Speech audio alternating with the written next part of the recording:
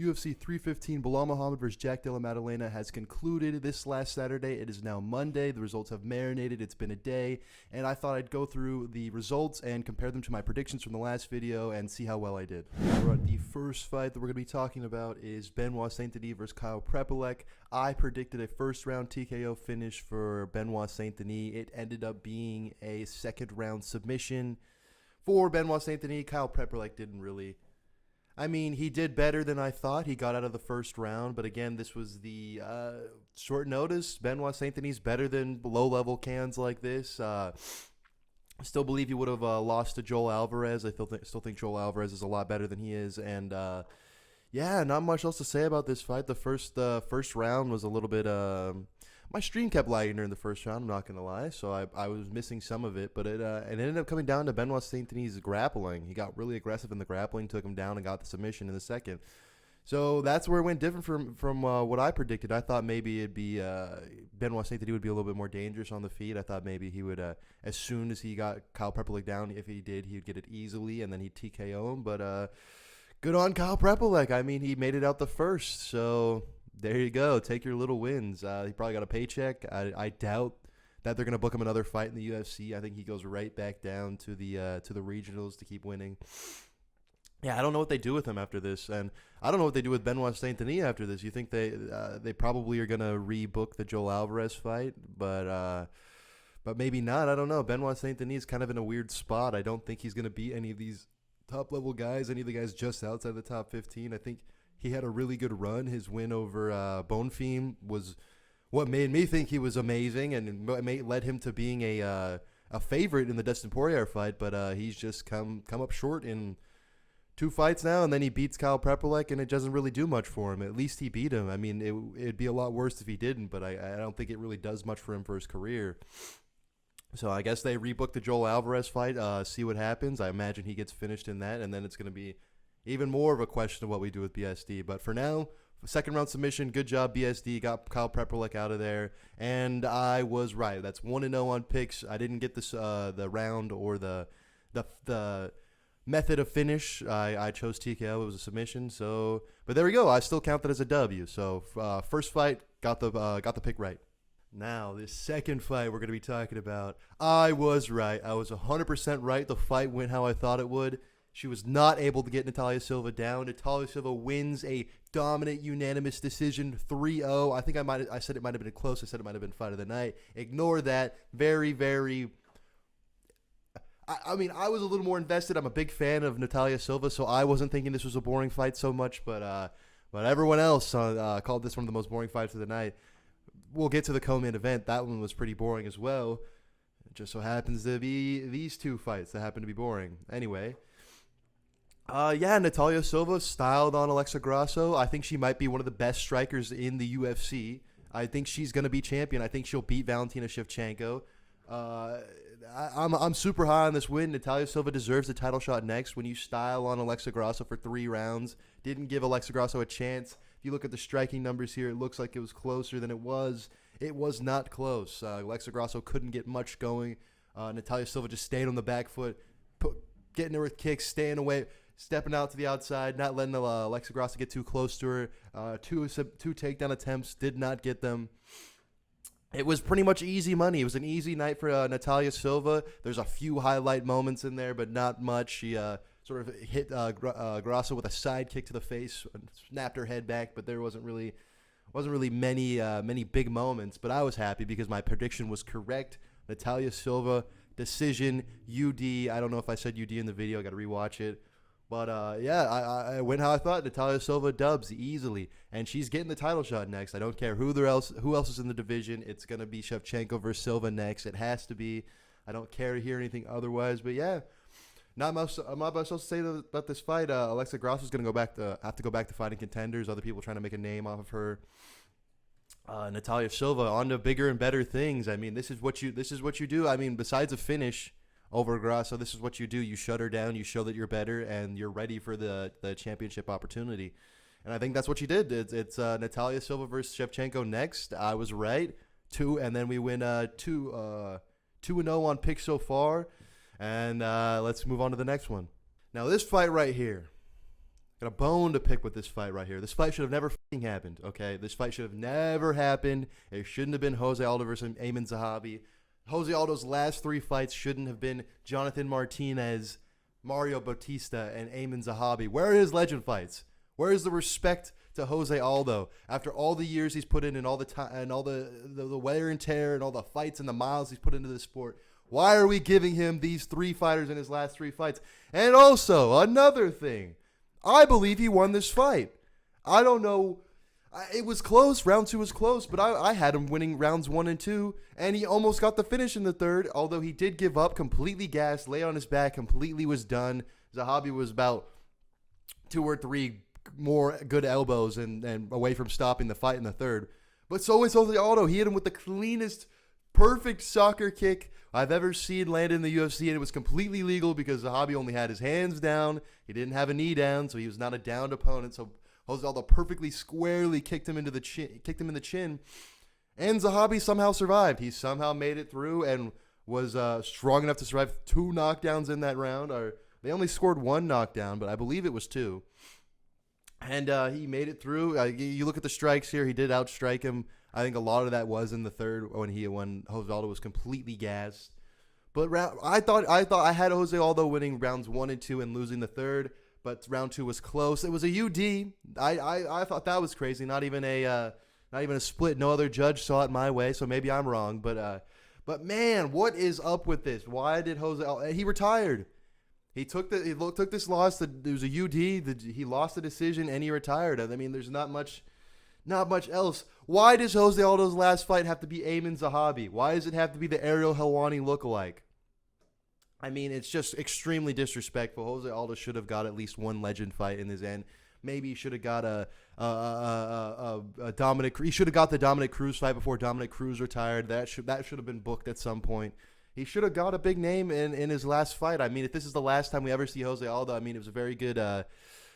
We had moments in the 3rd. The first round was really good. Jose Aldo shut him down like I thought. He pieced him up. He got his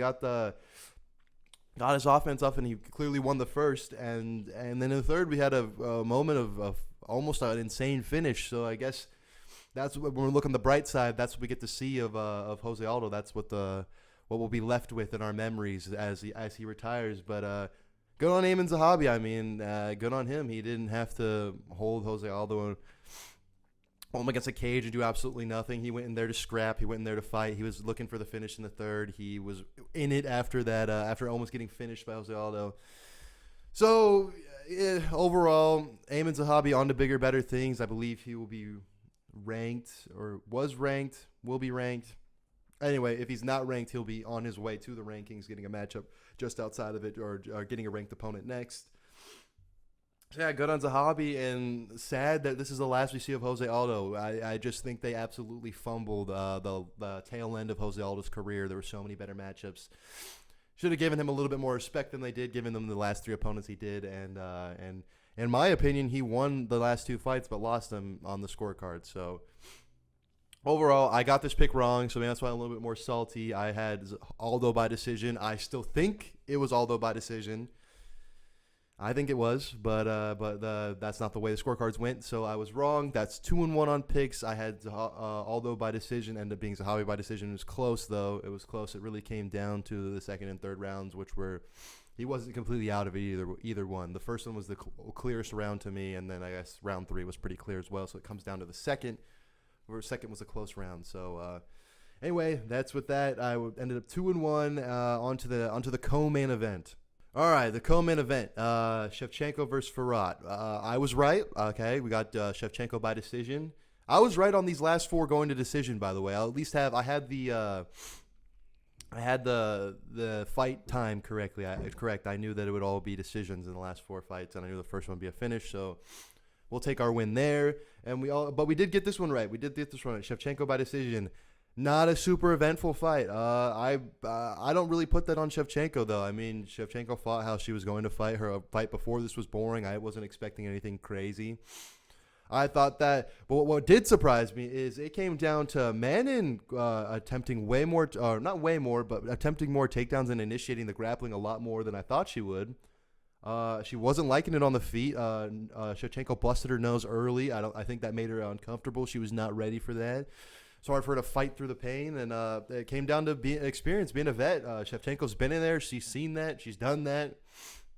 She had some really good counter striking was really on point. There's one of the few highlights from this fight was a spinning wheel kick she landed as a counter to Menin overthrowing, and it landed pretty clean, but it didn't really hurt her much. It just landed. It looked very pretty. I liked the technicals of it, the technique of it. It was very nice. But yeah, Shevchenko by decision. I mean, in the post fight interview, Shevchenko was talking about how they had a bet going that if Ferro beat Shevchenko, she'll retire, and if Shevchenko beat Ferro, Ferro will retire. But Shevchenko, little facetiously said in the post, she's like, "I don't think she should retire. That's not the right thing." Yeah, she wasn't gonna retire. She just thought there was no way that she was gonna lose to Shevchenko, but she did. And Shevchenko gets to say what she wants and do what she wants. But she's not gonna do the same thing. It will not be boring. She won't be able to beat Natalia Silva. That's the next matchup for her. If she's sticking around, then it has to be Shevchenko versus Natalia da Silva. No other fight makes sense. There's no other contender as worthy. It has to be Natalia Silva versus Valentina Shevchenko, and I'm pretty hyped for that fight. That's exactly what I thought would happen. Guess I'm really good at predicting this division. I had Silva winning by decision and Shevchenko winning by decision, and when they fight each other, I will have Natalia Silva winning by decision. So that puts us at 3-1 on picks for the main card so far. 3-1. I had all the ones I picked right. Well, two of four I had the method of winning and the pick right. Three of four I had the pick right, and then just the one where I had the pick wrong. But yeah, Shevchenko by decision. Farhat, I don't know where she goes next. She probably has to fight somebody else at 125. I don't know if she's going to be super enthused to do this. Ferro's not young herself, so I don't know. I don't know where she goes. She might have lost all the fire to become champion after this. I'm not sure, because there was really no question in my opinion. Shevchenko won that 3-2 pretty clearly. So yeah, and I think that's it. We'll have to see what the UFC decides for Manon Ferro, and then we'll have to see the UFC make the right decision and do Natalia Silva versus Shevchenko, hopefully sooner than later. I mean, I'd like to see that within the next 6 months, hopefully, or in the next 6 months, hopefully. Yeah. All right, time for the main event. All right, in the main event, absolutely none of this I was correct about. But I'm not unhappy about it. Man, fight of the night, potential fight of the year contender with Belal Muhammed. Belal Muhammed in an entertaining fight? Belal Muhammed in the fight of the year contender so far? Crazy. I mean, the sky must have turned purple. Purple, guys. Cows are flying, pigs are flying. It's a crazy world we live in. Belal Muhammed loses the decision to Jack Della Maddalena in an exciting fight. If you had told me that beforehand, I'd say you're insane. There's absolutely no way that this would be entertaining. There's absolutely no way Belal would lose a decision. But, wow. Biggest takeaway from this fight. How good is Jack Della Maddalena? Holy crap. How good is Jack Della Maddalena? Completely shut down Belal's wrestling game. Completely stuffed the takedowns. I think Belal had 3 takedowns. As soon as he got a takedown, Jack popped right back up. The scramble ability from Jack Della Maddalena. Insane. Oh my gosh, the ability to close the distance and land his combinations, be able to land damage on Belal Muhammed. But another takeaway, Belal, wow, that was actually entertaining from him. He was actually landing good shots on Jack. Jack ended up having a big busted black eye at the end of the fight. It was extremely entertaining. I mean, I got to give my respect to Belal Muhammed, because wow, that was actually a very, very good fight, good performance from both of them. I'm not unhappy with that, but yeah, it was very clearly a decision for Jack Della Maddalena. Looking at the scorecards after this, had Jack Della Maddalena not won the 5th, they would have given it to Belal. I had this 4-1 Jack Della Maddalena pretty clearly. Belal, I believe, stole the 4th round. But other than that, it was one-way traffic from Jack Della Maddalena. I mean, he was getting the better of the exchanges on the feet, and that's pretty much all that happened. He shut down most of Belal's takedowns. There's a huge criticism on Belal for not wrestling more. I think he tried his best. He could have shot earlier. I suppose he could have shot earlier, but but he didn't in the first. And then as soon as he did try to in the second and third, he was shut down. I think he ended up landing one takedown in the third, and Jack popped right back up. But yeah, wow, just amazing. I actually had a very good time watching a Belal Muhammed fight. This is just insane. I mean, anyway, the other takeaway, very, very sad. We lost Ilya versus Islam. I don't think that fight will ever happen now. I think that fight is completely out the window. It's completely off the table. But the next fight for Jack's going to be Islam Makhachev for the 170 pound belt. I imagine it'll be in September, October, probably when they go to Abu Dhabi. I imagine they'll do it there, do a pay-per-view there. They'll have them headlining. And when it goes to the Islam fight, I still would have to give the edge to Islam right now. I think Islam's striking is better than Belal's. I think Islam's better ability to mix it up is going to be a lot better than Belal, but just wow, I don't know. It's the size is going to be what is comparable. I mean, they're about the same size, so Islam will not have a size advantage in this fight, which will be something new for him. Jack's boxing is insane. His scramble ability is insane. I don't think he's going to be able to control Jack on the ground, but I think his finish potential is so much higher than Belal's, and that's where the difference is going to be, in my opinion, and that's where I give the edge to Islam. I think it might even be a submission loss for Jack Della Maddalena. I think it's very possible that Islam ends up being the 170 champ and possibly the double champ, depending on what they do. I know he said that he's not going to vacate his belt. The UFC has said otherwise. Ilya said otherwise. They said that Ilya was only going to be fighting for the undisputed, so Islam would have to vacate his belt if he went up. But straight from Islam's mouth, he says that he's not going to vacate his belt. So he's going to try to go for double champ, and that would leave Ilya versus Oliveira. Oh, no, the true loss. You know, there's good and bad to everything. Every good outcome has a price, and the price of that is Oliveira versus Topuria. A sick fight, a really good banger fight at lightweight, but I'm just absolutely terrified. Ilya's on a kill streak of knocking out the fan favorite fighters in the UFC. Sleeping Volk, sleeping Holloway, and then if he somehow sleeps Oliveira, will be one of the best 3-fight runs and also the worst 3-fight outcomes to ever witness, is just all three of those guys getting knocked out.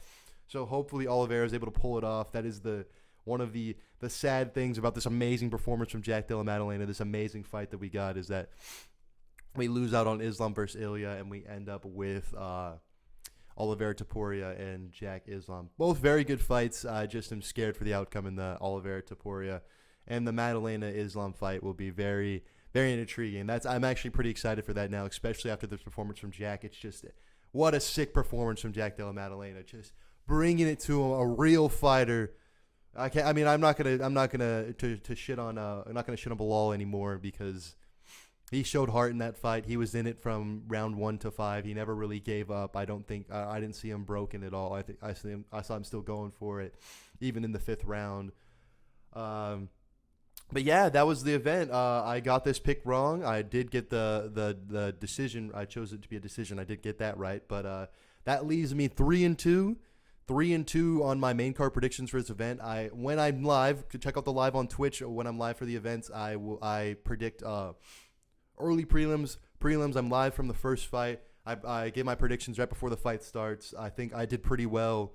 I did a lot better on those, surprisingly. I almost win a perfect run. I think I went 7-4, I believe. So it was only a couple that I got wrong, and I still think Jose Aldo won that fight. So I think I should have got that one correct. But yeah, as far as main card picks go, I went 3-2.